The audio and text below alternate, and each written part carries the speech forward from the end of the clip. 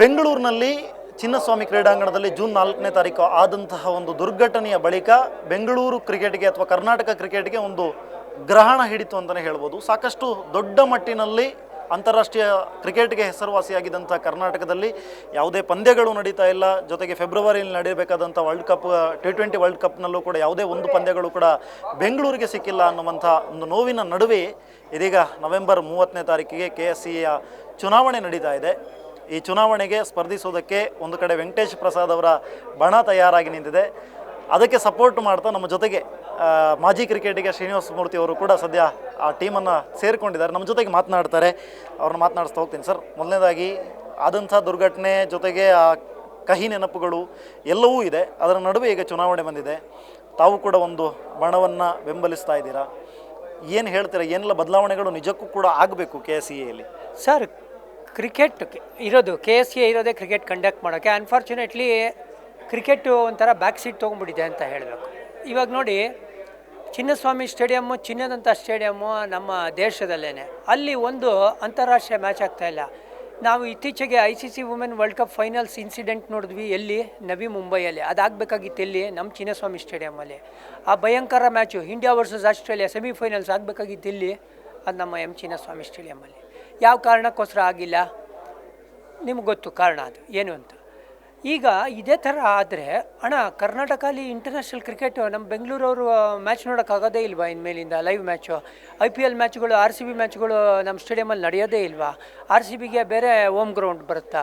ಇದೆಲ್ಲ ಪ್ರಶ್ನೆಗಳು ಉತ್ಪತ್ತಿ ಆಗ್ತಾಯಿದೆ. ಇದು ಬದಲಾವಣೆ ಆಗಬೇಕು ಅಂತ ಹೇಳಿದ್ರೆ ಖಂಡಿತವಾಗ್ಲೂ ಒಂದು ಗತ್ತಿರೋಂಥ ಒಬ್ಬ ಮಾಜಿ ಅಂತಾರಾಷ್ಟ್ರೀಯ ಹೆಸರಾಂತ ಕ್ರಿಕೆಟರ್ ಬಂದರು ಅಂತ ಹೇಳಿದ್ರೆ ಗೌರ್ಮೆಂಟ್ ಜೊತೆ ಸ್ಪಂದಿಸ್ಬೋದು. ಈ ಒಂದು ಘಟನೆ ನಡೆದಿರೋದು ಕ್ರಿಕೆಟ್ ಟೂರ್ನಮೆಂಟ್ ನಡೀತಾ ಅಲ್ಲ, ಬೇರೆ ಒಂದು ಈವೆಂಟ್ ನಡೆಯುವಾಗ ನಡೆದಿರೋದು. ಆಮೇಲೆ ನೀವು ಏನೇನು ಕಮಿಟಿ ಪ್ರಕಾರ ಚೆಕ್ ಪಾಯಿಂಟ್ಸ್ ಹಾಕಬೇಕು, ಈ ಥರ ಘಟನೆ ನಡೆಯದಿರೋಂಗೆ ನೋಡ್ಕೋಬೇಕು ಅಂತ ಹೇಳಿದಿರಲ್ಲ, ಅದನ್ನೆಲ್ಲ ಫಸ್ಟ್ ಇಂಪ್ಲಿಮೆಂಟ್ ಮಾಡಿ ಮತ್ತೊಮ್ಮೆ ಅಂತಾರಾಷ್ಟ್ರೀಯ ಕ್ರಿಕೆಟ್ನ ತರಬೇಕು ಇಲ್ಲಿ. ಅದು ಫಸ್ಟ್ ಆ್ಯಂಡ್ ಫಾರ್ಮೋಸ್ಟ್ ಪ್ರಯಾರಿಟಿ. ಯಾಕಂದರೆ ನೀವೇ ಈಗ ಹೇಳ್ದಂಗೆ T20 ವರ್ಲ್ಡ್ ಕಪ್ ಶುರುವಾಗ್ತಾಯಿದೆ ಇಂಡಿಯಾಲಿ ಫೆಬ್ರವರಿ 7th. ಸೋಫಾರ್ ಶೆಡ್ಯೂಲ್ನ ಅನೌನ್ಸ್ ಮಾಡಿಲ್ಲ, ಬಟ್ ವೆನ್ಯೂ ಐಡೆಂಟಿಫೈ ಮಾಡಿಬಿಟ್ಟಿದ್ದಾರೆ. ಅದರಲ್ಲಿ ಬೆಂಗಳೂರಿಲ್ಲ. ಅದೇ ಬೇಜಾರಾಗಿರೋದು ನಮಗೆ. ಸೊ ವೆಂಕಟೇಶ್ ಪ್ರಸಾದ್ ಅವರು ಭಾಷಣದಲ್ಲಿ ಕ್ಲಿಯರ್ ಕಟ್ಟಾಗಿ ಹೇಳಿದ್ರು, ನಮ್ಮ ಫಸ್ಟ್ ಕೆಲಸ ಏನಂದರೆ ಗೌರ್ಮೆಂಟ್ ಜೊತೆ ಸ್ಪಂದಿಸಬೇಕು, ಅವರಿಂದ ನೆಸಸರಿ ಪರ್ಮಿಷನ್ನ ತೊಗೋಬೇಕು. ಅಟ್ ದ ಸೇಮ್ ಟೈಮ್ BCCIಗೆ ಹೋಗಿ ಒಂದು ಮನವಿ ಸಲ್ಲಿಸಬೇಕು. ಒಳ್ಳೆ ವೆನ್ಯೂ ನಾವು ಸಖತ್ತಾಗಿ ಕಂಡಕ್ಟ್ ಮಾಡಿದ್ದೀವಿ. ಆಮೇಲೆ ಇಂಡಿಯಾಲಿ ನೀವು ಯಾವುದೇ ವೆನ್ಯೂ ತೊಗೊಂಡ್ರೆ ಮಳೆ ಬಂತು ಅನಿವಾರ್ಯ ಕಾರಣದಿಂದ ಮ್ಯಾಚೇ ಕಂಡಕ್ಟ್ ಆಗೋಲ್ಲ ಸುಮಾರು ವೆನ್ಯೂಗಳಲ್ಲಿ. ಬಟ್ ನಮ್ಮಲ್ಲಿ ಸಬೇರ್ ಸಿಸ್ಟಮ್ ಇರೋದ್ರಿಂದ ಎಷ್ಟೇ ಧಾರಾಕಾರ ಮಳೆ ಬಂದರೂ ಅರ್ಧ ಗಂಟೆಗೆ ರೆಡಿಯಾಗಿ ಹೋಗುತ್ತೆ.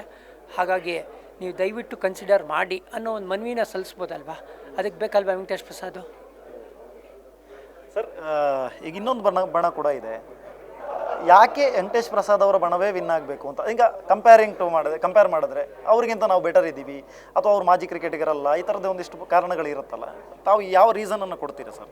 ಸರ್, ಈ ತಂಡ ನೀವು ನೋಡಿದ್ರೆ ಇಲ್ಲಿ ಇಂಟರ್ನ್ಯಾಷನಲ್ ಕ್ರಿಕೆಟ್ ಆಡಿರೋಂಥ ವೆಂಕಟೇಶ್ ಪ್ರಸಾದ್ ಇದ್ದಾರೆ. At the same time Sujith Somasundar ಇದ್ದಾರೆ. ವೆಂಕಟೇಶ್ ಪ್ರಸಾದ್ ಕ್ವಾಲಿಫಿಕೇಷನ್ ನಿಮ್ಗೆ ಹೇಳ್ಬಿಡ್ತೀನಿ. ಅವರು diploma in sports management university of ಲಂಡನ್ನಿಂದ ಮಾಡಿದ್ದಾರೆ. ಆಯಿತಾ? ಇದು ಅವರು ಕ್ವಾಲಿಫಿಕೇಷನ್. ಆಟ ಆಡಿರೋ ಒಂದು ಗತ್ತು ಅಲ್ಲದೆ ಅವರು ಅಡ್ಮಿನಿಸ್ಟ್ರೇಷನಲ್ಲೂ ಏನೇನು ಪಾಠ ಕಲಿಬೇಕಲ್ಲ ಅದನ್ನು ಕಲ್ತ್ಕೊಂಬರ್ತಾರೆ. ನೆಕ್ಸ್ಟು ಸುಜಿತ್ ಸೋಮಸುಂದರ್ ಅವರು ಒಂಥರ ಎಲೆಮರೆಕಾಯಿ ಇದ್ದಂಗೆ. ಒಂದು ಇಂಡಿಯಾಗೆ ಆಡಿದ್ರು, ಸಚಿನ್ ತೆಂಡೂಲ್ಕರ್ ಜೊತೆ ಓಪನ್ ಮಾಡಿದ್ರು. At the same time one of the best brains ಇಂಡಿಯಾದಲ್ಲಿ. ಅದಕ್ಕೋಸ್ಕರನೇ ಇವ್ರಿಗೆ ಸೆಂಟರ್ ಆಫ್ ಎಕ್ಸಲೆನ್ಸ್ ಇದೆಯಲ್ಲ BCCI, ಅಲ್ಲಿ ಹೆಡ್ ಆಫ್ ಎಜುಕೇಷನ್ ಮಾಡಿದ್ದಾರೆ. ಆ ಪದವಿನ ಬಿಟ್ಟುಬಿಡ್ತಾ ಇದ್ದಾರೆ ಸುಜಿತ್. ಏನಕ್ಕೆ ಅಂದರೆ ಕರ್ನಾಟಕ ಕ್ರಿಕೆಟ್ಗೋಸ್ಕರ ಬರ್ತಾ ಇರೋದು. ಹಾಗಾಗಿ ಈ ಇಬ್ಬರು ಕ್ರಿಕೆಟರ್ಸ್ಗಳ ನೇತೃತ್ವದಲ್ಲಿ ಖಂಡಿತವಾಗ್ಲೂ ಕರ್ನಾಟಕ ಕ್ರಿಕೆಟ್ ಬೆಳೆಯುತ್ತೆ, ನಮ್ಮ ಇನ್ಫ್ರಾಸ್ಟ್ರಕ್ಚರ್ ಬೆಳೆಯುತ್ತೆ. ಆ ಗತ ವೈಭವ ಏನಿತ್ತಲ್ಲ, ನಾವು 90sಲ್ಲಿ 2010-13 ಯಾವಾಗ ನಾವು ಸತತವಾಗಿ 2 ವರ್ಷ 6 ಟ್ರೋಫಿಗಳನ್ನ ಎತ್ತಿದ್ವಲ್ಲ, ಆ ದಿನಗಳನ್ನ ನೋಡಬೇಕು ಅಂದರೆ ಈ ಟೀಮ್ ಬರಬೇಕು.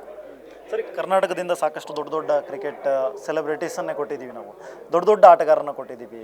ಆಗಲೇ ಪ್ರೆಸ್ ಮೀಟ್ನಲ್ಲೂ ಸಾಕಷ್ಟು ಜನರ ಹೆಸರು ಉಲ್ಲೇಖ ಆಯಿತು. ಈಗ ನಾವು ಪ್ರೆಸೆಂಟ್ ಸಿಚುವೇಷನಲ್ಲಿ ನೋಡಿದ್ರೆ ಒಂದಿಷ್ಟು ಫೋಟೋಗಳನ್ನು ಶೋಕೇಸ್ ಮಾಡಿದ್ರಿ, ಇಲ್ಲಿ ಪ್ರೆಸ್ ಮೀಟಲ್ಲಿ ಶೋಕೇಸ್ ಮಾಡಿದ್ರು. ಆ ಫೋಟೋಗಳನ್ನೆಲ್ಲ ನೋಡಿದ್ರೆ ನಿಜಕ್ಕೂ ಕ್ರೀಡಾಂಗಣಗಳು ಇವತ್ತು ಆ ಥರ ಆಗಿದೆ ಅಂತ ಯಾವ ರೀಸನಿಗೆ ಸರ್? ನಿಜವಾಗ್ಲೂ ಅಲ್ಲಿ KSCA ಬೋರ್ಡ್ ಮೆಂಬರ್ಸ್ನಿಂದನೇ ಇದು ಪ್ರಾಬ್ಲಮ್ ಆಗಿದೆ ಅಥವಾ ಕೆಳ ಹಂತದ ಅಧಿಕಾರಿಗಳಲ್ಲೂ ಕೂಡ ಚೇಂಜಸ್ ಆಗಬೇಕಲ್ವಾ ಅಂತ? ಸರ್, ಇನ್ಫ್ರಾಸ್ಟ್ರಕ್ಚರು ನೀವು ರೆಡಿ ಮಾಡೋದು ದೊಡ್ಡ ವಿಷಯ ಅಲ್ಲ.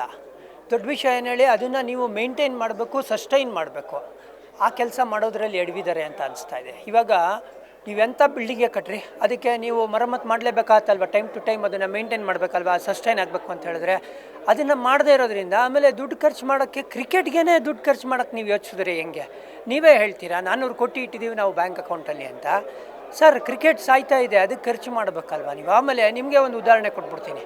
ನಿಮ್ಮ ಅಕೌಂಟಲ್ಲೇ ದುಡ್ಡು ಬೇಜಾನಿದೆ, ನಿಮ್ಮ ತಂದೆ ತಾಯಿಗೆ ಹುಷಾರಿಲ್ಲ, ಅವ್ರ ಬಗ್ಗೆ ನೀವು ಖರ್ಚೇ ಮಾಡ್ತಾಯಿಲ್ಲ.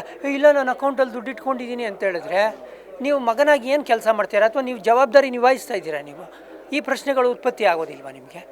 ಸೊ ಕ್ರಿಕೆಟ್ಗೆ BCCI every year cricket association grant ಕೊಡೋದೇನು ಕೇಳಿ, ಕ್ರಿಕೆಟ್ ಚೆನ್ನಾಗಿ ಮಾಡಿ, ಕ್ರಿಕೆಟಿಗೆ ಸಂಬಂಧಪಟ್ಟಂಥ ಏನು ಹೇಳ್ತೀರಾ ಪ್ರಾಪರ್ಟಿನ ಸುಭದ್ರ ಮಾಡಿ ಅಂತಲೇ ಕೊಡೋದು. ನೀವು ಹೊಸ ಗ್ರೌಂಡ್ ಕಟ್ಟಿದ್ರೆ ನೀವು ಅವ್ರು 50% ಕಾಂಟ್ರಿಬ್ಯೂಷನ್ ಕೊಡ್ತಾರೆ ರೀ, ಎಂಟೈರ್ ನೀವೇ ದುಡ್ಡು ಹಾಕಬೇಕು ಅಂತ ಇಲ್ಲ. ಇನ್ಫ್ರಾಸ್ಟ್ರಕ್ಚರ್ ಡೆವಲಪ್ ಮಾಡಿದ್ದೀರಾ ಅಂದರೆ.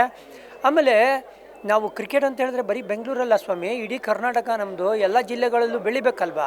ಆಮೇಲೆ ಗ್ರಾಸ್ ರೂಟಲ್ಲಿ ಕ್ರಿಕೆಟ್ ಬೆಳಿಬೇಕು ಅಂದರೆ ಒಂದು ಕರ್ನಾಟಕದ ಒಂದು ಸೆಂಟರ್ ಆಫ್ ಎಕ್ಸಲೆನ್ಸು ಕ್ರಿಕೆಟ್ ಅಕಾಡೆಮಿ ಇರಬೇಕಲ್ವಾ. ಎಲ್ಲಿದೆ ಅದರ ಚಟುವಟಿಕೆಗಳು, ಏನಾಯಿತು ಕ್ರಿಕೆಟ್ ಅಕಾಡೆಮಿ, ಎಲ್ಲಿಂದ ಬರ್ತಾ ಇದ್ದಾರೆ ನಮ್ಮ ಯಂಗ್ಸ್ಟರ್ಗಳು?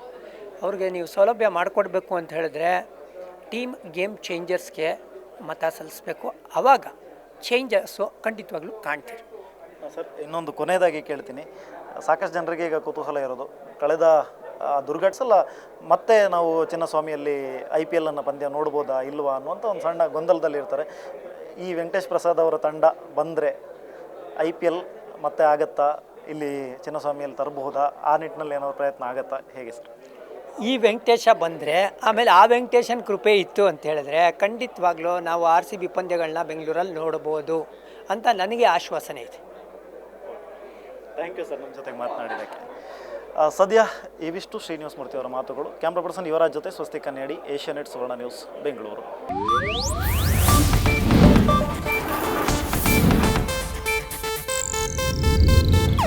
ಇದು ಏಷ್ಯಾನೆಟ್ ನ್ಯೂಸ್ ನೆಟ್ವರ್ಕ್ ಪ್ರಸ್ತುತಿ.